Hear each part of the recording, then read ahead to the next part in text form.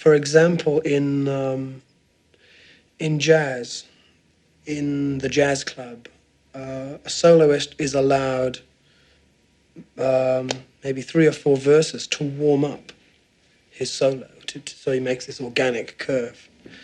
And he's allowed to wander around and find this avenue and jettison that and go somewhere else. In rock music, you have to burn from the first bar. One of my philosophies about music is that, popular music anyway, is that it's dead. And one of the reasons it's dead is it's become very reactionary and racist,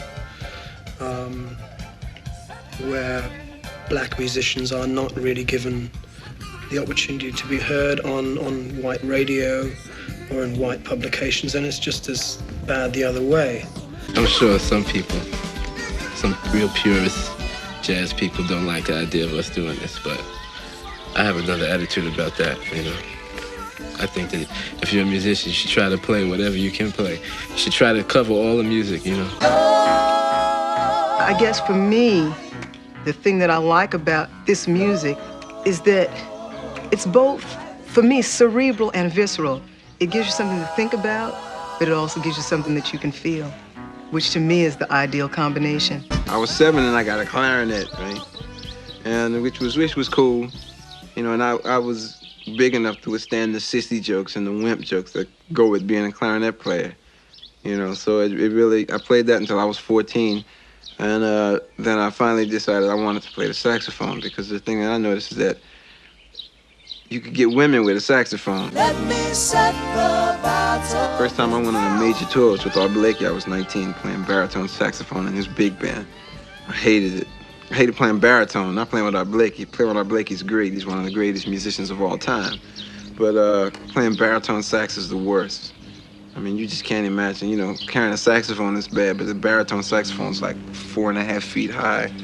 And to carry that thing around, and right in the middle of the tour, the strap on the case broke, and the saxophone hit the ground in the Frankfurt airport. Shit went everywhere, right? So I was picking up pieces and rubber banding things together. So for half of the tour, we actually did a record, and I was playing that horn, and like, the notes didn't work, and you know, it was terrible. One of the great things about my life is that I haven't the faintest idea what I'm going to be doing in a year's time. One of the reasons I left teaching was that it was very easy to see the next 10 years of my life. You know, I could become the deputy headmaster, and I could almost see the way I would look and the way I would behave. And then 10 years beyond that, I'd become the headmaster in this little school. And that was a nightmare. I much prefer not knowing what's around the corner. Are you ever surprised by the way life has turned out for you? Yes and no. I think I have the kind of ego, or the kind of imagination that practiced a lot. As a child and as a teenager, I almost rehearsed for this kind of life, in a way. I didn't feel I belonged in one place. I always felt I had to travel, that I had places to go. I was born in a street, and the end of the street was this massive tanker, oil tanker. It was a shipyard, and they would build the biggest ships in the world. And for 9 months of the year, they'd build this huge hull above the houses that were 3 times the size of the terraced houses where I live. And then they would launch it into the river, and then it would sail off into the world, never to come to port again because they were too enormous. Really, that's a sort of symbol for my life. I don't think it was really a black and white thing. I think it was there was that there. It was, but not, the major thing was the social barrier of him being British and white and us being American and black. Because the thing I noticed, a lot of black British people are still British. You know, the things that they say and the things that they do are very, very British. You know, like a British guy will have a word that describes a particular, you know, they have their colloquiums and their national, whereas like black people, our colloquiums are very regional, even inside of the black community. There are things that I say being from New Orleans, things that a black guy from Philadelphia would say that I wouldn't know what was going on. You know, How did you deal with it? he tried to hang, you know. It's like one time I told him, I said, man, your music's a motherfucker, man. And he goes, my music's a motherfucker?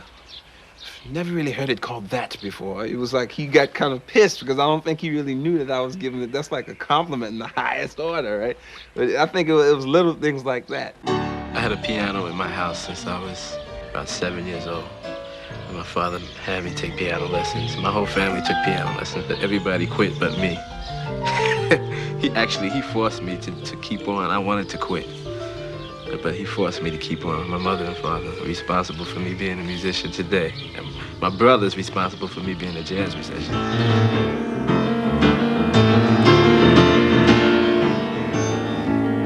You know what I want to do when I grow up? What you want to be? I want to be like a Las Vegas singer. That to me is the epitome. I mean, this bass stuff, look, really, this bass stuff is just some very primary shit. This is just to get me started because there is nothing I would like more to have like a 24-piece band playing some great tune like Night and Day. You are the one. New York. If I can make it there, I'll make it room. Anywhere, it's up to you. New York, New York.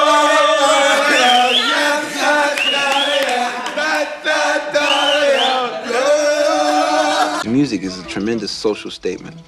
Musicians are always social critics. And that's the biggest problem with pop music is that they don't have any more social critics. They're not enough. They don't have enough people with the intelligence or the balls to stand up and see the world for what it is and say, man, this shit is out. They're so busy worrying about making money. You know, like you see very few people now who say, I want to be a rock and roll musician.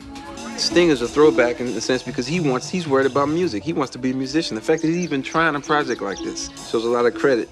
I really respect his skill as a composer. And so I watch how he pieces things together, as a lyricist as well. You know, how he does tell a story with lyrics in there. And I've never heard a song that was a nothing song. Let me set the battlement song. Are you nervous about opening night? Yeah, always. I mean, I think that's a good space to be in, to have some nervous energy. So many times that first night is the best night because of that nervous energy. If I was Sting, I might be nervous, but I'm not Sting. I play jazz. I know what it's like to be shat on. You know what I mean? So it's not like I am a jazz musician. I know what it's like to play some stuff that nobody wants to hear. I'm a musician. I'm not star material. I'm not here to be a star. You know, I'm not going to do the things that are necessary to become a star. I'm not going to say the right things. I'm not going to have the right smile. I'm not going to go to the right functions because that's not what my vibe is. Just from being around Sting in this short period of time and meeting all of those guys and all these stars walked in, oh man, I wanted to bark, you know. And that's not because I don't have any respect for some of their work, but it's just an attitude that pervades when they come around, and that's not my attitude. That's not what I'm put on the earth to be or be a part of.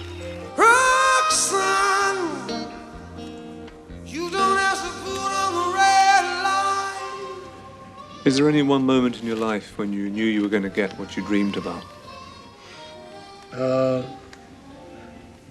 Yes. It was the first time I was lying in bed in a hotel in the north of England. We'd just done a concert. And our first record was in the charts. And a window cleaner was whistling Roxanne. And that was it. I almost wept because I realized that he was whistling a tune that I'd written. It's something that I'd composed in my front room for no other purpose but to amuse myself. And there was this window cleaner. And I had a very similar experience in the hospital after Jake had been born, where one of the orderlies was whistling Walking on the Moon as he walked past the door. It's a full circle, really. It's a great privilege for that to happen to you.